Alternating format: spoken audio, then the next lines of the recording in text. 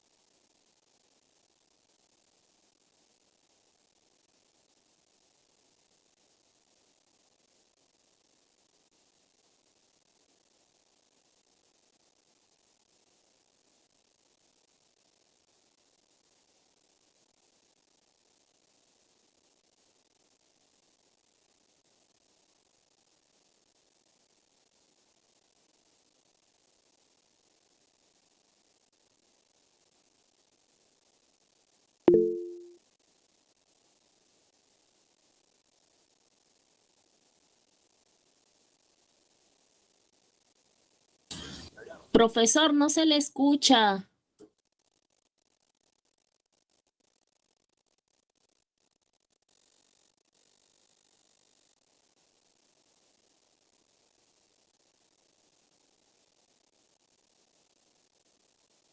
Estaba explicando ya está cerrado el micrófono.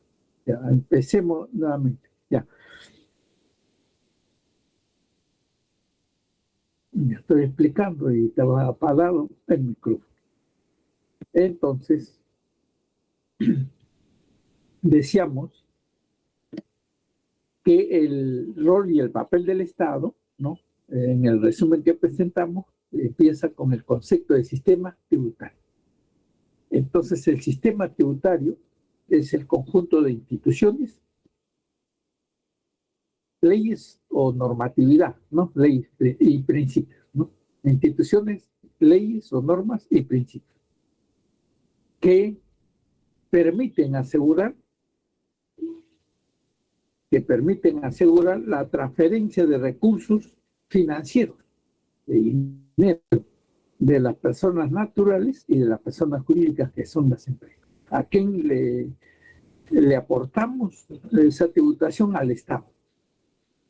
Ya, con el fin de que el Estado, que representa a todos los componentes, miembros en el caso del Estado peruano, todos nosotros, todos los peruanos, pueda atender todos los servicios que da, ¿no? A la colectividad, a la comunidad en general, ¿no?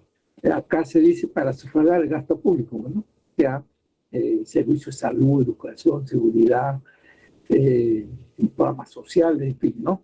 Entonces, tributamos para que el Estado nos alcance esos servicios, ¿no? Bienes, servicios. Ese es el sistema de tributación. ¿Qué elementos tiene? El sistema tributario funciona sobre la base de una política tributaria y una administración tributaria.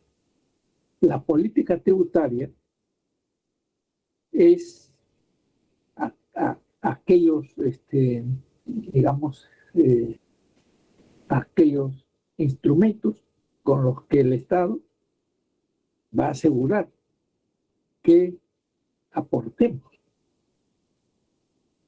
para su sostenimiento, ¿no?, financieramente, ¿ya? ¿Y quién hace la política tributaria? Es un departamento, toda una sección del MEF, del Ministerio de Economía y Finanzas. Se contrata y participan, por supuesto, los profesionales y especialistas, ¿no?, en este punto, en este tema. Y ellos son los que piensan y toman esas decisiones. Y entonces se establece la política tributaria a partir del Ministerio de Economía y Finanzas. Y la administración tributaria, que es la otra base, ¿no?, el otro elemento, como se ha puesto aquí, del sistema tributario, es el conjunto de instituciones, ¿cierto?, que están dirigidas, pues, también por especialistas, ¿no?, por conocedores del tema tributario.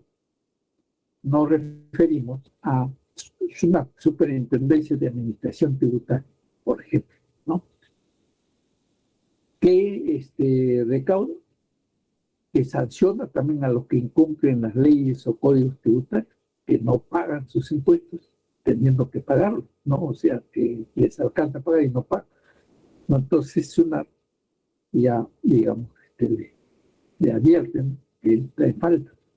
Entonces es la administración, pero conjuntamente con SUNAT también se puede incorporar a las municipalidades, ¿no?, que recaudan, ayudan a recaudar, ¿no?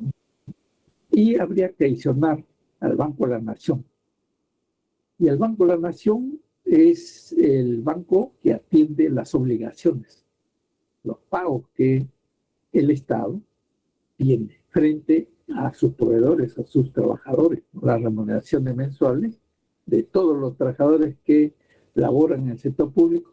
Entonces se paga a través del Banco de la Nación con tu tarjeta de débito, pues no hay deposita.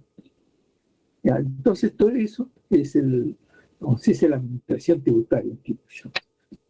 Y la política son los que toman decisiones a partir de esta sección que funciona en el Ministerio de Economía y Finanzas, ¿no?, y la normatividad legal que la sostiene, ¿cierto?, que la sostiene, ¿ya? Entonces eso es lo que se explica acá como elemento. Aquí se trata de explicar un poco más la relación de estos elementos, ¿no?, como un círculo virtuoso. Pero lo que habría que decir es que el Estado, uno de sus roles o de sus funciones en materia económica es el redistributivo. Es el redistributivo. El distributivo, ya lo explicamos antes, cuando hablamos de la tercera fase del proceso, distribución, lo hace el mercado de la riqueza, ¿no?, de los ingresos. Pero la redistribución, ¿quién lo lleva a cabo? A través de la política tributaria, el Estado. El Estado. ¿Por qué? Porque obliga a tributar a empresas que tienen buenas ganancias, buenas utilidades, a trabajadores que ganan muy bien también, ¿no? ¿Ya? Entonces eso es política redistributiva. Eso es lo que le corresponde hacer al Estado. Y al mercado, la política distributiva, la distribución, ¿no? Ya, conceptualmente eso hay que entenderlo de esa manera, ¿ya?, para, digamos, distinguir, ¿no?, ambos actores, o como lo hemos llamado, agentes económicos, ¿no?, tanto a la empresa como al Estado, complementariamente al capital, al trabajo, a los recursos naturales, ¿no? Muy bien. Entonces, ¿qué resume este círculo virtuoso? En principio, ¿no?, a través de la política tributaria se asegura el financiamiento, ¿cierto?, del Estado, de todas sus actividades, ¿no? Del Estado. Y para eso, entonces, el Estado va a traer la política tributaria, normas y administración. Entonces va a obligar a las personas naturales y jurídicas a hacer esa tributación. ¿Cierto? Ya, acá está la flecha, ¿no? Los tributos van al Estado para sostenerlo financieramente, económicamente. ¿Correcto? Entonces, los hogares, nosotros mismos, las familias, cuando vamos a las farmacias, al mercado del distrito, al supermercado, compramos, ¿no? Voucher, boleta, ahí está, IGB, 18%. Gastamos 100 soles, por decir, ¿no? 18 soles le estamos dando en ese momento que pagamos al Estado. ¿Ya? Entonces, eso es diariamente gastamos, compramos y estamos tributando. Tributos van al Estado. ¿Ya? ¿Y qué hace el Estado? El Estado devuelve, ¿no es cierto?, a las familias, a las empresas, servicios públicos, ¿no? Servicios públicos, ¿como qué? Como el servicio de educación en colegio público. No se cobra pensión de enseñanza. ¿Por qué?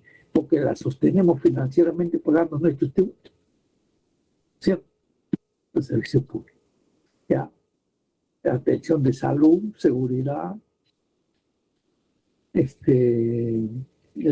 programas sociales, etcétera, ¿no? Y viene también, por supuesto, ¿no?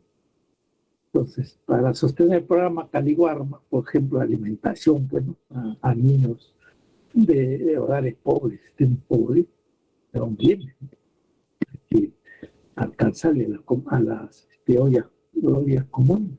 Es el último programa que ha creado este gobierno, no, ollas comunes, ya. Pero también hay Caliguarma, hay Juntos, ¿no? Una serie de programas, ¿ya? Entonces, así devuelve, ¿no? El Estado digamos, a los diferentes miembros de la comunidad, ¿no? De la nación peruana, ¿no? Pero la sostenemos también financieramente con el pago de nuestros tributos. Ese es el círculo virtuoso. ¿Qué son tributos? Del concepto. Aportación obligatoria. ¿Y por qué aportación obligatoria? Porque se crea, ¿no? por ley. Existe una norma legal que lo sostiene, ¿no? Por eso es aportación obligatoria coercitiva, ¿no? Coercitiva que obliga a los residentes del país. Residentes es un peruano que vive acá en el Perú, o un extranjero que también vive acá en el Perú, que reside acá, que tiene su familia, su empresa, tal vez, aquí en el Perú, es residente. ¿Ya? Entonces paga el Estado todos los impuestos, ¿no? Establecidos, creados por ley específica, con el fin de financiar la actividad del Estado, de los servicios que da el Estado. Comprende tres tipos los tributos son de tres clases, o tres tipos: impuestos, directos, indirectos, contribuciones y tasas o derechos. Tres tipos de tributos, tres clases. ¿Ah? ¿Qué principios se toman en cuenta para establecer y obligar, ¿no?, a los peruanos a tributar al Estado? Punto uno, principio de legalidad. Entonces, si se crea un impuesto, es por mandato del poder, pues, el legislativo, ¿no?, que crea ese impuesto, ¿no? Puede modificarlo, puede anularlo, ¿no? Pero eso lo hace el Congreso, por eso es su labor, ¿no? ¿Ya? Legalidad. No, uno no paga nada ni un solo al Estado si no hay una ley que no lo obligue. No, no hay. Si no hay, no se pinta nada. Tiene que crearse por ley. No confiscatoriedad es otro principio, ¿no? Confiscatoriedad quiere decir que tengo que aportar determinada cantidad de mis ingresos que tengo al Estado. Cuando éste excede esa capacidad en el cual yo puedo contribuir al Estado, se llama confiscatorio, porque me están quitando mucho más de lo que se debiera aportar al Estado. Más del 50, por decir, ¿no? Tributar, dar dinero al Estado en un monto mucho más alto, mayor que el 50% de lo que gano de mi sueldo, ya eso tiene carácter de confiscatoriedad, porque ya tengo menos ingresos para afrontar mis necesidades diarias. Y a veces uno tiene familia, ¿no? Entonces, eso no debe darse así. El principio dice no confiscatorio, no pueden quitar más de 50 o más de un salario, por ejemplo, un trabajador como impuesto. No puede ser así, ¿no? Y este principio de no confiscatoriedad tiene relación con este último principio que dice capacidad contributiva. Y la capacidad contributiva, ¿qué nos dice como principio? Que debe ser proporcional el pago de los tributos, de los impuestos que damos al Estado, de acuerdo a los ingresos que uno tiene como contribuyente. ¿Eso qué significa? Que si yo gano muy poco, no, no pago impuestos, ¿no? La ley no alcanza, no me obliga a pagar impuestos, porque estoy ganando poco, salario mínimo, por decir, no, no tributo. Con ese salario no tributo. Si ganara como un congresista, ¿no? Bueno, eh, lógicamente que sí. Entonces, en proporción a los ingresos que tiene el contribuyente, a mayores ingresos, tanto las personas naturales y jurídicas deben tributar más al Estado. Pero los que tienen poco ingreso, muy poco ingreso, no tributan nada al Estado, no les corresponde. Bueno, habría que ver también qué tipo de tributo, ¿no? Directo, perdón, qué tipo de impuesto directo. Ahora vamos a explicar. Directo e indirecto, ¿no? Mira, muy bien. Principios, conceptos, ¿no?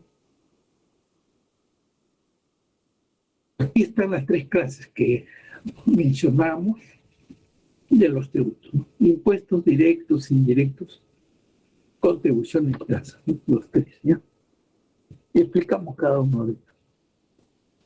En principio, ¿qué es un impuesto? Es un tributo, una clase de tributo, que como es un tributo, es un pago obligatorio, coercitivo, porque se obliga por ley, que tenemos que hacer o realizar, con acá las personas naturales residentes en el país a favor del Estado, ¿no? Se paga el impuesto. No originan una contraprestación directa a favor del contribuyente, de nosotros que pagamos el impuesto, ¿no? Por parte del Estado. Nosotros le damos dinero al Estado, pero el Estado, no por el pago de ese impuesto, no nos, como se dice, atiende en forma particular como se dice, una contraprestación, ¿no? De servicios que nos hagan. Cuando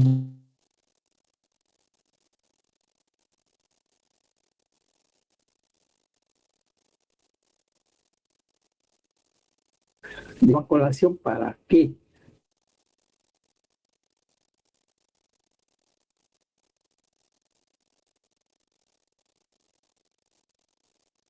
El Estado.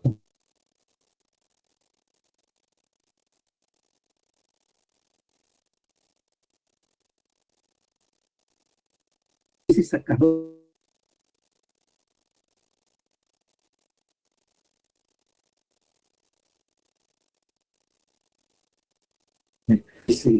amortizar, ¿no? Por las deudas que tiene el Estado con sus acreedores.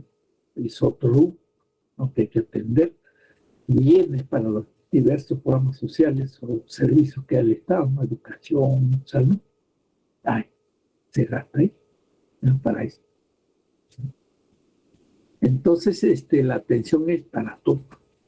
Cuando el Estado ofrece servicios de salud, no se puede excluir a nadie, ¿no? A todo. Por eso dice, no original una contraprestación, es decir, para que pague el impuesto se le va a tener, no. Educación es para todo, ¿no? Tiene una oportunidad de recibir una educación pública, una atención de salud también en el hospital público, ¿no? Dos clases de impuestos, directo e indirecto. ¿Cómo se distingue? ¿Ah? El directo es el impuesto que se aplica a los ingresos de las personas naturales y jurídicas. A ver, ¿ingreso de qué tipo? Salario, por ejemplo, ¿no? Salario. A las utilidades, ganancias, dividendo de empresas, básicamente. Ese es el impuesto directo. Impuesto a la renta de primera a quinta categoría, el impuesto predial también, o sea, a los dueños de casas, terrenos y de vehículos, ¿no? Ese es el directo. Se aplica a los ingresos, en primer lugar, y luego a los propietarios de vehículos y de casas, edificios, terrenos, ¿no? El directo. Ahora, el indirecto. El impuesto indirecto se aplica a los bienes, los servicios, y servicios, bienes y servicios, ¿no? Y aquí están, por ejemplo, el impuesto general a la venta. Por cualquier bien que uno compre, tiene que pagar 18% de impuesto, ¿no? De impuesto general a la venta. Si uno gasta un sol, 18 céntimos para el Estado. 100 soles, 18 soles. 1000 soles, compra en el supermercado, 180 soles. Lo uno, en ese momento que paga a la caja, IGB, entonces ya le toca al Estado esa cantidad, ¿no? Si ahora gasto tengo 18% en IGB. En impuesto selectivo al consumo, está algunos bienes en particular, ¿no? Gasolina, licores y cigarrillos de marca, ¿no? Supuestamente a los que, bueno, más tienen, ¿no? Porque se entiende que tienen vehículos, no gastan en gasolina, consumen exclusividades, ¿no? Eso, por eso el número, ¿no? Impuesto selectivo al consumo. Acá se explica cada uno de ellos, ¿no? Bueno, vamos a rápidamente resumir las 5 categorías del impuesto a la renta que manda la normatividad legal, ¿cierto? Estamos hablando de impuestos directos. Entonces, el impuesto de renta es impuesto directo, ¿no? Porque se grava a los salarios, se grava a las utilidades de las empresas, ¿no? Y de acuerdo a los sectores, ¿no? Entonces, la renta primera categoría se grava al sector inmobiliario. ¿Por qué en el sector inmobiliario se aplica este impuesto a la renta de primera categoría? Porque se trata de el cobro, ¿cierto? A alquileres habiendos o subhabiendos de muebles, de muebles, ¿no? De muebles. O sea, si uno alquila su vehículo para que otro haga taxi, tiene que pagar, ¿ya? O si alquila su departamento, arrienda, ¿no? o su arriendo. Tiene que pagar impuesto a la renta de primera. Entonces, en general, se trata de gravar estas transacciones, estas operaciones en el sector inmobiliario, ¿no? El de la segunda categoría está vinculado al sector financiero, tanto bancario como no bancario y la bolsa de valores, ¿ya? Se aplica entonces a las utilidades y también se incluye el impuesto que se grava a la ganancia por venta de inmuebles. Por venta de inmuebles. Cuando uno hace una transferencia de propiedad, terreno, casas, edificios, ¿no? Ya no se aplica impuesto a la renta de primera categoría, no está alquilando, ¿no? Sino vendiendo, se aplica el impuesto a la renta de segunda categoría. 20 de transferencia de propiedad. Ahí el municipio cobra el impuesto, pues, ¿no? de Alcábala, ¿no? Muy bien. Luego 20 valores inmobiliarios, acciones, bonos soberanos, atrae al mercado de valores, ¿no? Intereses cobran los bancos, ¿no? Por los créditos financieros, regalías patentes, dividendos, ganancias de las acciones o ganancias si uno invierte fondos mutuos, ¿no? Una serie de activos que se hacen en mercado de valores. Entonces, la segunda categoría es justamente se aplica al sector financiero. Todo vinculado al sector financiero. Ventas y utilidad, ¿no? ¿Ya? Listo. Ventas de inmuebles, ¿no? Tercera categoría queda, digamos, el pago del impuesto de renta a las utilidades o ganancias de más tipo de empresas. Ya no del banco, de la actividad financiera, ya no, de otro tipo de empresas, ¿no? A las actividades empresariales que realizan en el comercio, importadoras, pues, industrias, las diferentes, sino empresas, ¿no? Industrias de diferentes sectores, minería, ¿ya? Y a los servicios de igual manera, a las instituciones educativas particulares. Hoy por hoy, hasta ahora me parece que se mantiene una ley del no lucrativo, ¿no?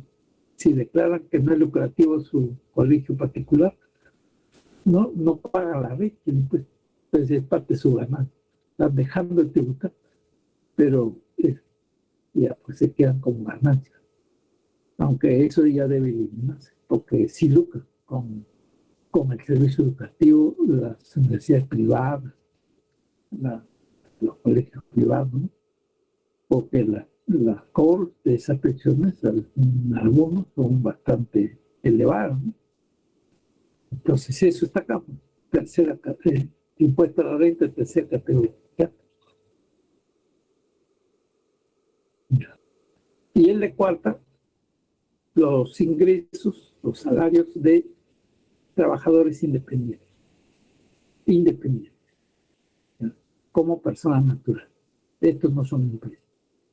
Trabajadores independientes como personas naturales.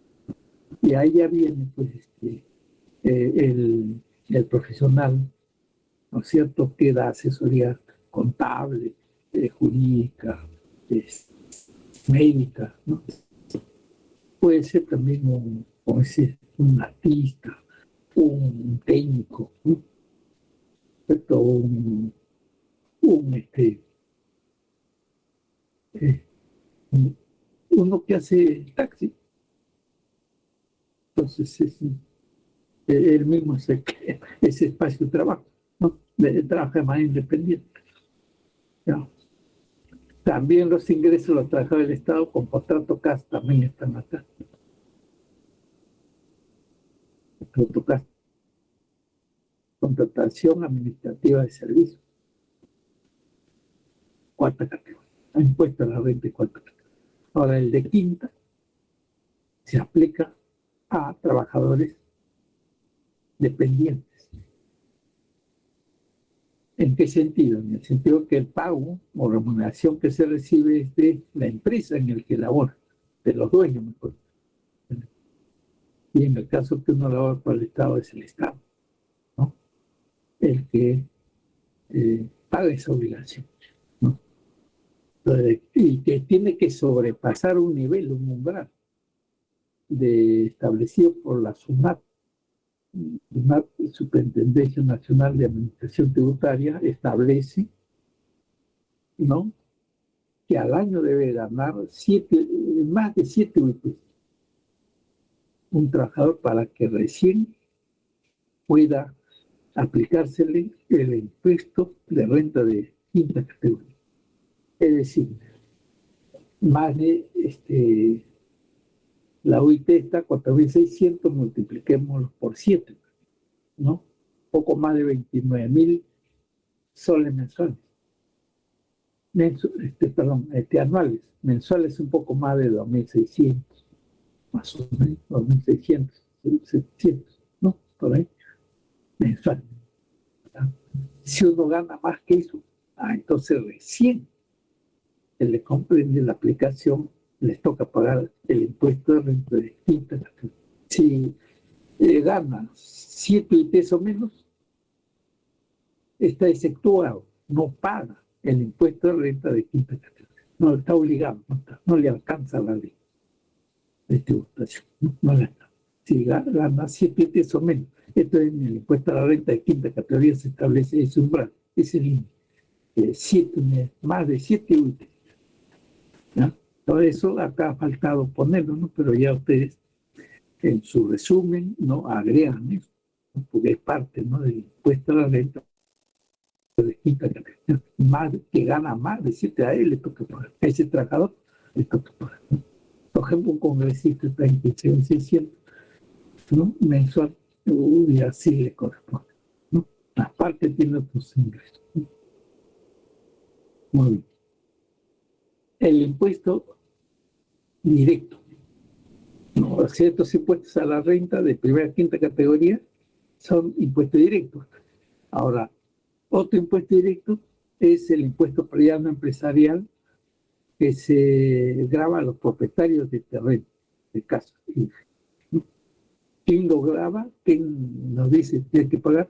El municipio del distrito donde vivimos nos hace llegar la cartilla de pago de impuestos predial en 2, 3 armas al año, de acuerdo a la valoración y acabado de la casa, el edificio, el tamaño también. Eso es directo al propietario. Y lo mismo al propietario de vehículos, de acuerdo al valor, al costo que uno ha pagado, ¿no?, por el vehículo. También le genera, ¿no?, pago impuestos a los vehículos. El municipio, ¿no? Entonces, eso es directo, porque es a los propietarios. Y también a los que venden sus casas, sus terrenos, sus departamentos en la cámara, ¿no? Transferencia de propiedad, ¿ya? Transferencia de propiedad. Todo eso concretamente también el pago de ese impuesto, ¿no?, es de impuesto a la renta de segunda, ¿no?, categoría, la transferencia de propiedad.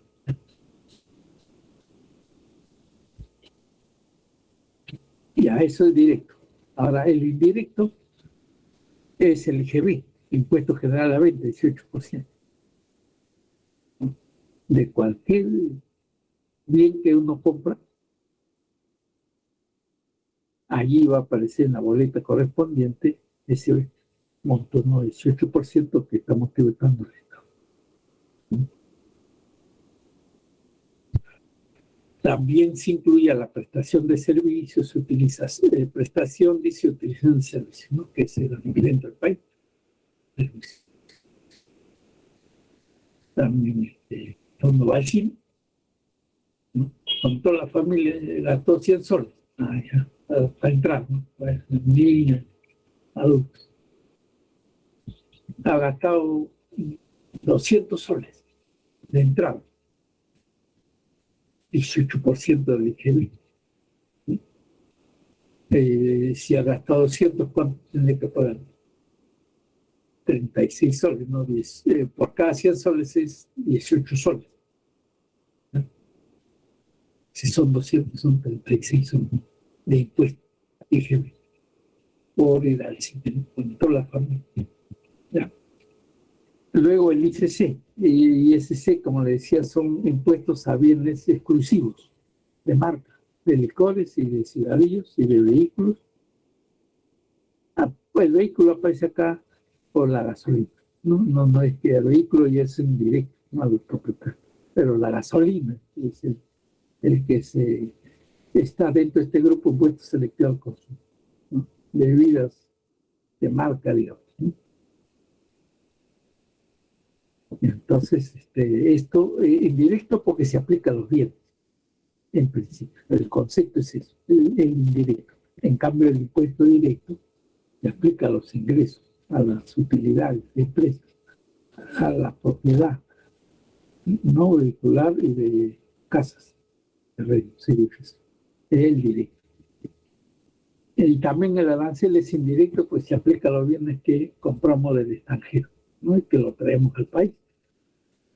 En la oficina de aduana se genera este cobro, este pago del impuesto de productos importados, ¿no? Que se compran en el extranjero. Entonces es parte de impuestos indirectos. ¿Por qué? Porque son a los bienes, no a los ingresos, a las utilidades. Eso es directo. Indirectos a los bienes y servicios, 18%. IGB, por ejemplo. Y te hagan los servicios, 18%. Acá hay ¿cómo se dice? Una publicación que obedece a una reducción de IGB, Impuesto General de Ventas, a 8%, que sí se reduce 10%, porque el 18% es el pago, ¿no? De IGB. ¿Por qué lo ha reducido el pago de estos impuestos? A restaurante, hotel, y hasta el 2024, un decreto ley que ha aprobado el Congreso para relanzar estos sectores vinculados al sector turismo, ¿cierto? Porque fueron golpeados severamente con la pandemia del COVID. Y entonces se les facilita que paguen menos de tal manera que puedan, digamos, ofrecer, ¿no?, servicios a mejor. Y por eso, como una noticia sale acá, ¿no? Ahora, el segundo tipo del pago, perdón, el segundo tipo de tributos son las contribuciones. La contribución también es un tributo que se genera con la aprobación de una ley o de un decreto ley, y por eso, ¿no?, se presenta de esa manera como obligación, pago, ¿no? Pero, a diferencia del impuesto, no se hace de carácter, como se dice, coercitivo, sino voluntario. Que queda por ley, sí, pero que no obliga en el sentido de que sí o sí hay que aportar. En la contribución es así. El que buenamente quiere contribuir, contribuye. El que no contribuye, pero igualmente puede atenderse y gozar de ese servicio público que con esa contribución se ha terminado o se ofrece, ¿no?, a la colectividad, ¿cierto? Como dice acá, para la realización de obras públicas o actividades del Estado. Y acá se pone una serie de instituciones que contribuyen, ¿no?, de esa manera a la atención de salud en el caso de seguro privado, de instituciones de la Oficina Nacional de Pensiones, es en el caso público, ¿no? CENCICO y CENATI para la capacitación de trabajadores en la industria, en el caso de Sensico, y en otro tipo de actividad de formación técnica, también en el caso de Sensico, adiestramiento de transmisión. Entonces, esto funciona precisamente, ¿no?, a través de una cultura. Y aquí habría que adicionar otro ejemplo, ¿no? Cómo se terminó de construir la Biblioteca Nacional de la sede de Javier Prado, porque la que existe aquí en Abancay ya quedó pequeña, digamos, ¿no? Hubo necesidad de ampliar, construir una nueva sede, ¿no? Pero no le daban presupuesto, no se fijaba un presupuesto para terminar la construcción. Y a solicitud de su director, ¿no?, o propuesta de su director, el Congreso lo aprobó, pues, esa contribución para la terminación de esta sede de Biblioteca Nacional Javier Prado, aprobando una contribución de un sol. Pero usted, de un sol que se va, ¿no?, a terminar, ¿no?, a conseguir ese financiamiento. Pero se logró, ¿no? ¿Por qué? Porque algunos daban mucho más que ese sol que establecía la contribución, que se crea por ley también, ¿no? Y otros daban mucho más que un sol, pero algunos tal vez no han dado nada, ¿no? Pero igual, hoy que ya se terminó, sirve para todo, porque es un bien público. Esa es la contribución. Las tasas son derechos, a diferencia de los impuestos, que va a un fondo común, no esos pagos. La tasa de derecho uno paga, inmediatamente el funcionario público que a uno lo atiende le tiene que decir, bueno, ¿qué gestión está haciendo usted? ¿No? ¿Ya pagó o no pagó el derecho? Si ya pagó, ya se le procesa, bueno, por ejemplo, una licencia de funcionamiento de conducción, porque esa persona solicita el fondo particular para él.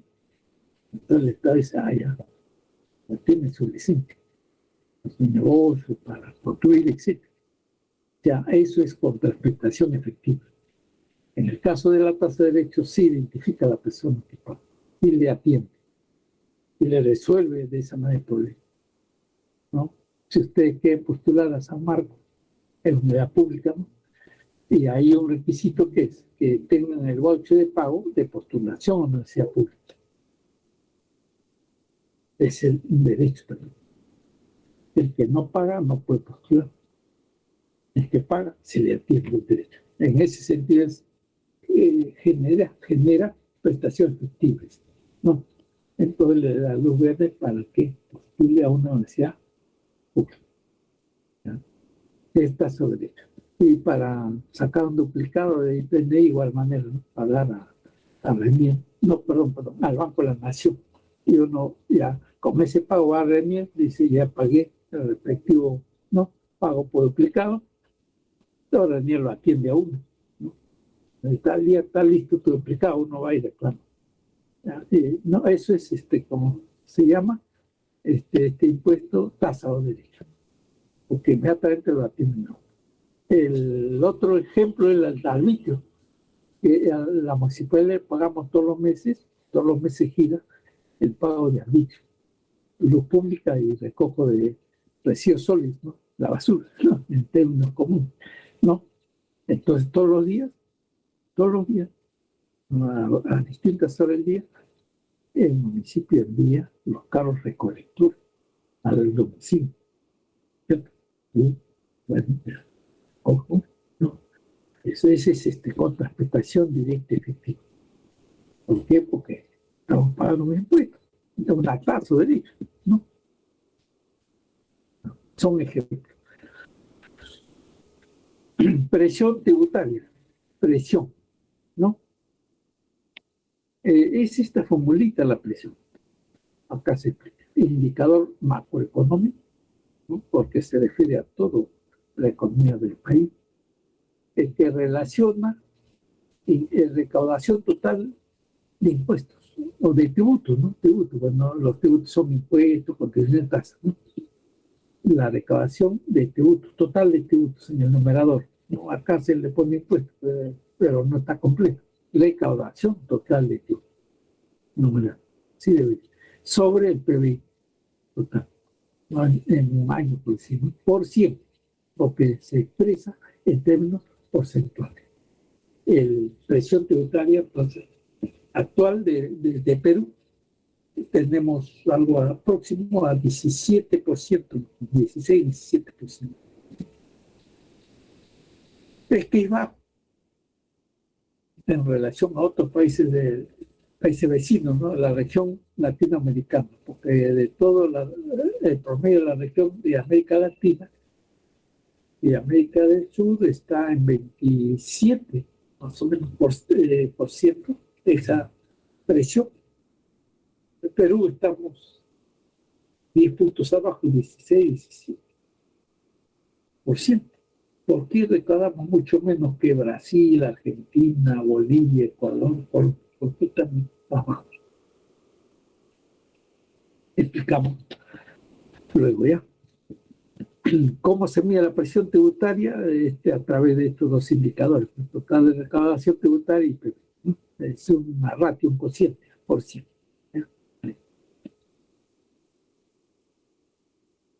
Ahora, evasión, elusión. ¿Qué es la evasión tributaria?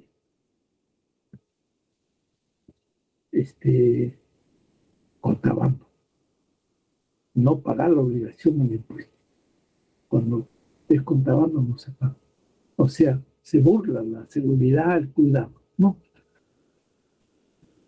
Y otra forma de evadir del pago de impuestos es lo que acá se pone, no declarando el verdadero monto de ingresos que tiene esa empresa. ¿De cuánto ha producido? ¿Y cuánto ingreso tiene? Lo reduce, ¿no? Vendió menos. Y incrementa los gastos, la deducción. De tal manera que cuando hace entonces la presentación al final de año de sus ingresos y gastos, de su estado financiero, dice que ha perdido, no ha tenido utilidades, no, pero ha modificado, como se dice, ha hecho trampa para no pagar los impuestos. Entonces también hay esa forma, lógicamente ilegal, ¿no?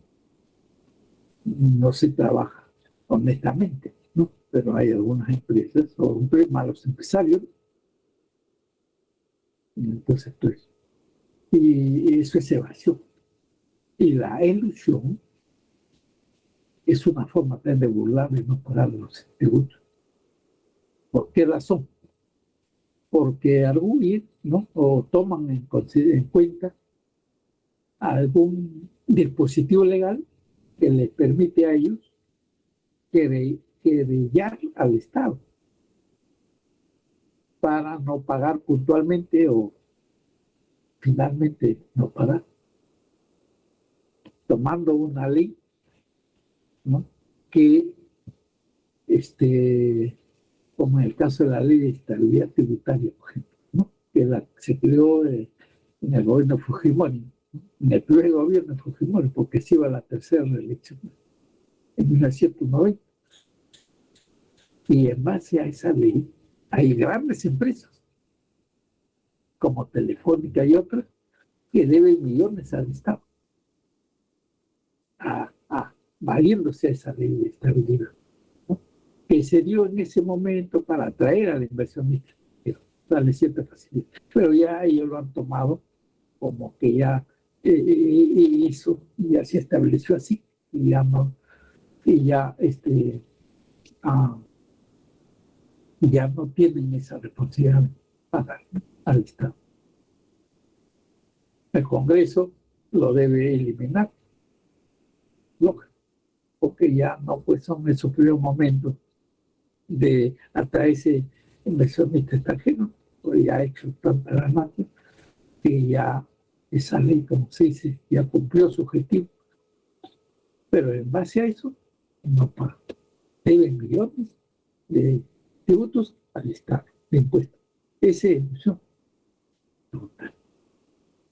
Entonces eso, ahorita algunas han pagado, pero muy pocas, la mayoría de al Estado. ¿No? Bueno, acá también hay más ejemplos, ¿no? ¿Cómo se da la evasión? ¿Cómo se da la F? ¿No? La evasión. La L. Exoneración también hay, no tributaria. Exoneración también hay. ¿Ya? La exoneración es la exclusión total o parcial del pago de la obligación tributaria. No parcial en el caso pues, de los restaurantes que hace un momento no aparece una noticia ahí, efectivamente el Congreso aprobó una reducción, ¿no?, de SIGB a estos negocios para incentivar un poco más o recuperar, ¿no?, esos sectores. ¿Cierto? Ese es el objetivo de una exoneración, pero a periodo temporal, es decir, no es definitivo. Entonces, por razones de orden público, económico y social, efectivamente, porque la pandemia, la crisis sanitaria del COVID ha golpeado esos sectores, ¿no?, en sus economías, en su actividad, ¿no?, en su financiamiento, en sus ingresos. ¿Ya? Entonces, exoneración, ¿no? Acá está también exonerar IGB a productos básicos, para, como se subió los precios internacionales, acá ya se suben los precios, ¿no? Y para que no suban, todo el gobierno ya a esos productos ya no les consiguen, no les ha facultado a cobrar el IGB, les ha exonerado. Ya en ese recibo, en esa boleta, ya no aparece IGB, ya no, está exonerado, con el fin de que sus costos, los precios de esos servicios, eso viene bajen.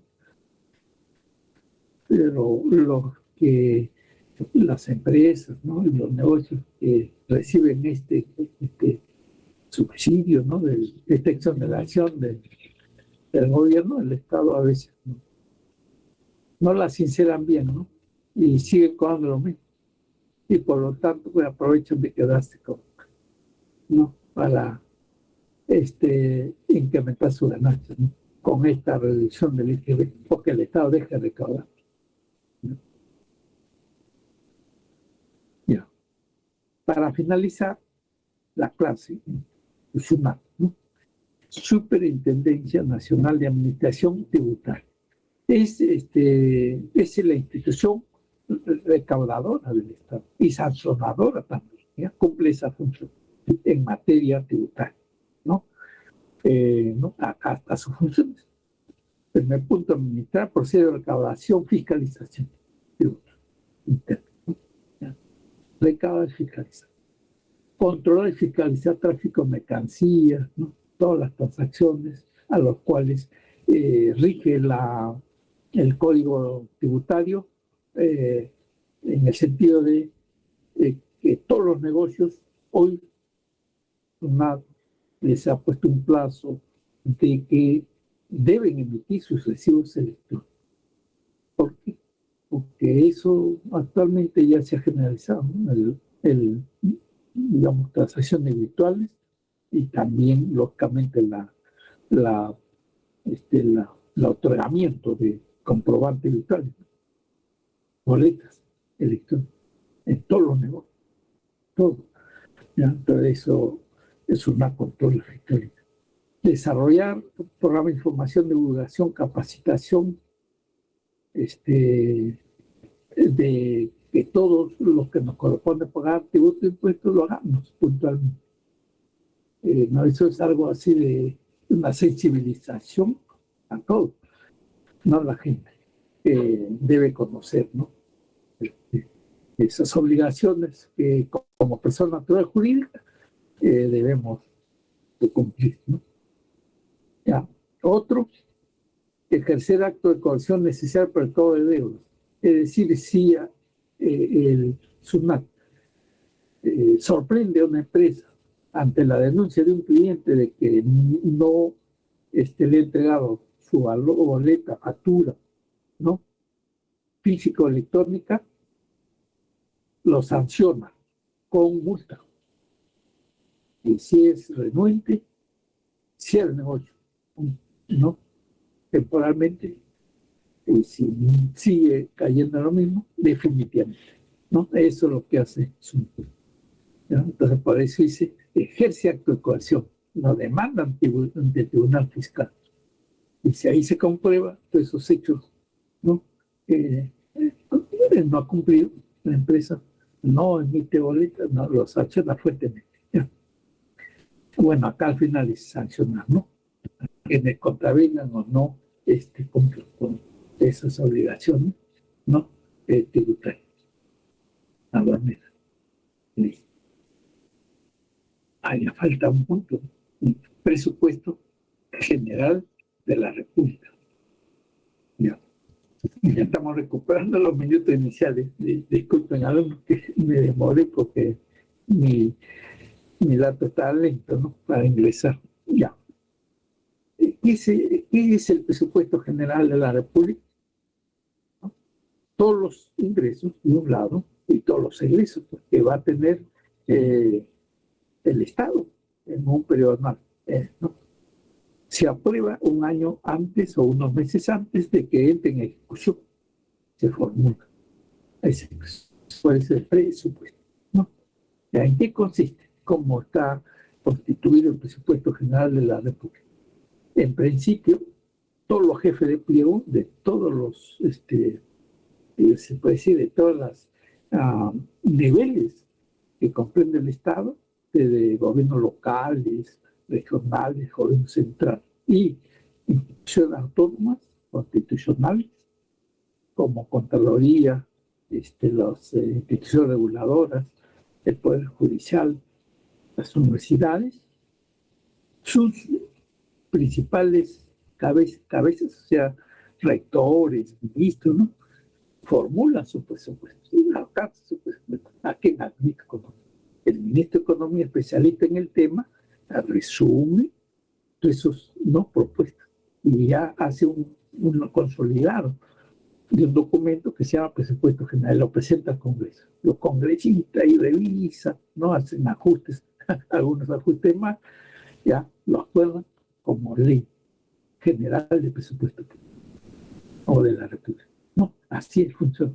Eso máximo tiene que hacerlo hasta agosto. En agosto va a sustentar el ministro de Economía. Hasta el último día de agosto tiene plazo. El ministro de Economía. Y el Congreso demora 2 meses más para el reajuste y en noviembre ya debe aprobar para que se ponga en ejecución ese presupuesto a partir del 1 de enero del siguiente año. ¿Ya? ¿En qué consiste el ingreso fiscal? El rubro de ingresos, ¿no? Todos los ingresos corrientes, ¿no? Todos los tributos que se pagan diariamente por la compra, como ya les he dicho, de algunos bienes que todos los días compramos, nos pagan medicamentos, todos los días estamos pagando IGB, no, por todo lo que compramos diariamente, todos los peruanos, ¿no? Diariamente el Estado está obteniendo ingresos corrientes por IGB, por ejemplo, y otros tributos, ¿no? De capital, cuando vende el Estado un bien de todos nosotros, ¿no? Una empresa pública, ¿no? Un bien del Estado, ¿ya? Ese es de capital, ¿no? Y transferencias que, bueno, se recibe, ¿no? Una donación, en fin, por parte de algunos países, de empresas privadas del extranjero o del Perú a favor del Estado, transferencia, donación. Y financiamiento, préstamo, que solicite préstamo al Banco Interamericano de Desarrollo, a la banca privada, por parte del Estado peruano, o emita bonos soberanos, el Estado está diciendo, no, présteme plata, présteme dinero, vende seguros, ya, para financiar tal vez un déficit fiscal, ¿no? Que en determinado año pueda tener, o financiar grandes obras, megaproyectos, ¿no? Para eso se presta, ¿no? Entonces son parte de los ingresos, préstamos, ¿no? Y luego, así como asegura sus ingresos, también estos ingresos, ¿cómo se van a destinar? ¿A qué se van a destinar? ¿Cómo se van a gastar? En gastos corrientes, ¿no? Así como hay ingresos corrientes que todos los días recibe dinero el Estado por tributos, etc. También gastan. Tienen que pagar los salarios de más de 1.600.000 trabajadores del sector público. Es un gran gasto, millonario gasto, ¿no? Al mes, cada mes. ¿No? De capital, cuando compra maquinaria al Estado, patrimonios a favor del Estado, este gasto de capital, ¿no?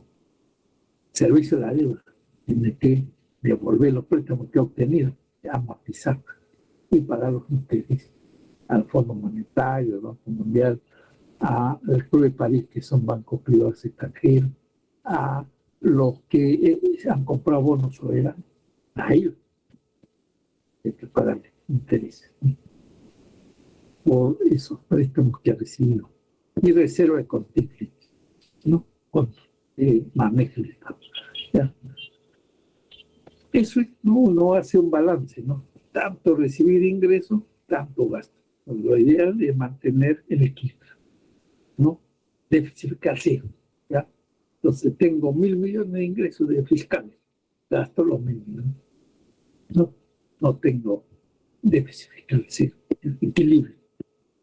Eso es no lo que debe suceder, pero a veces el Estado, por el reclamo de trabajadores, ¿no? Piden eliminación del CRAS y otros derechos, pero el Estado gasta más de lo que ingresa. Ahí surgen más en déficit fiscal, ¿no? Entonces eso es lo que habría que tener en cuenta también cómo se financia, ¿no? Y el Congreso autoriza adicionalmente a lo que acuerda, a lo que es la ley de presupuesto público, se adiciona. En el caso se proyecte algún mayor gasto que ingreso, la forma de financiarlo, ese déficit, como con la emisión de nuevos bonos soberanos. Sí, lanzamiento de bonos soberanos a través del mercado de valores. Y así se resuelve el problema del déficit. ¿Ya? Estos son los claves de la clase 1A, 2C, 3B, 4D, 5C, 6B, 7A, 8B, 9B, 10. Gracias por su atención. Buenas tardes con todos. Buen fin de semana. Prepararse para, se ha suspendido, he leído ahí un comunicado de PRI a Marcos, el tercer examen, ¿no? De que está por etapa este domingo. Ya deben anunciar qué fecha será. Pero igual hay que estar mentalizados y seguir preparándose. Bien, ¿ya? De tal manera que se asegure, digamos, una buena nota, ¿no? Que le permita entonces acceder al ingreso directo, ¿cierto? Todavía falta el tercero y el cuarto examen, ¿no? Entonces, todavía pueden ustedes lograr ese ingreso directo. Entonces, simplemente organizarse bien y estar bien preparados para sacar una nota máxima, ¿no? La máxima nota. Y entonces mejora todo en general, ponderado, ¿no? Gracias y buenas tardes, ¿no? Gracias a la señorita tutora, también porque ella nos espera 30 minutos para la grabación correspondiente y subirlo, ¿no? A la plataforma. Ya. Entonces, buenas tardes nuevamente, hasta la próxima clase.